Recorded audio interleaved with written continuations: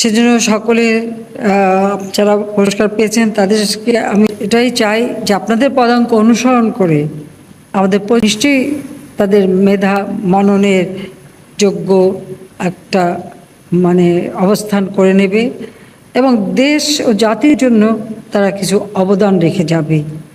সেটাই আমরা চাই যে অন্তত আপনাদের কাছ থেকে তারা উৎসাহ পাবে দেশের জন্য, জাতির জন্য বা জাতির কল্যাণের জন্য কাজ করতে।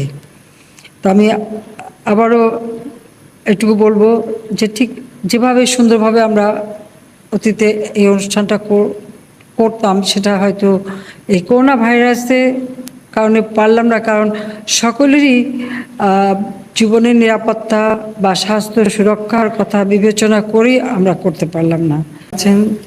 তো আপনাদের সবাইকে আমার আন্তরিক কৃতজ্ঞতা জানাই, ধন্যবাদ জানাই এবং এই অনুষ্ঠান আয়োজন করবার জন্য আমাদের মন্ত্রিপরিষদ আর দেশ যে এগিয়ে যাচ্ছে যেন এগিয়ে যেতে পারে সেজন্য সকলে সেই দোয়াও করবেন, কাজ করবেন এবং প্রজন্মের পর প্রজন্ম যেন এই দেশটাকে এগিয়ে নিয়ে যেতে পারি।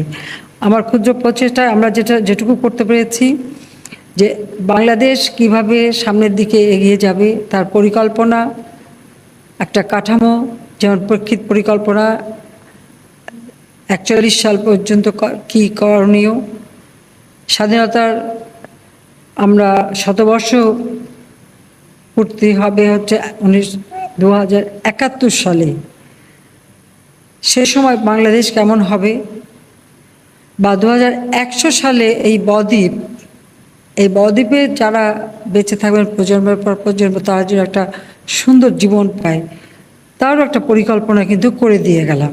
হ্যাঁ, সময়ের বিবর্তনে এটা একটা কাঠামো করা, কিন্তু সময়ের বিবর্তনে এটা পরিবর্তন করা যাবে, কারণ যুগের চাহিদার সঙ্গে তাল মিলেই চলতে হয়। আধুনিক প্রযুক্তি, বিজ্ঞানের বিকাশ, নব উদ্ভাবন আমাদেরকে নতুন করে পথ দেখাবে এবং তার সঙ্গে তাল মিলিয়ে যাবে। কিন্তু তারপরে আমি বলবো একটা কাঠামো যদি থাকে আর লক্ষ্য যদি স্থির থাকে তাহলে এগিয়ে চলা সম্ভব। তো সেটুকু আমরা করে দিয়ে যাচ্ছি।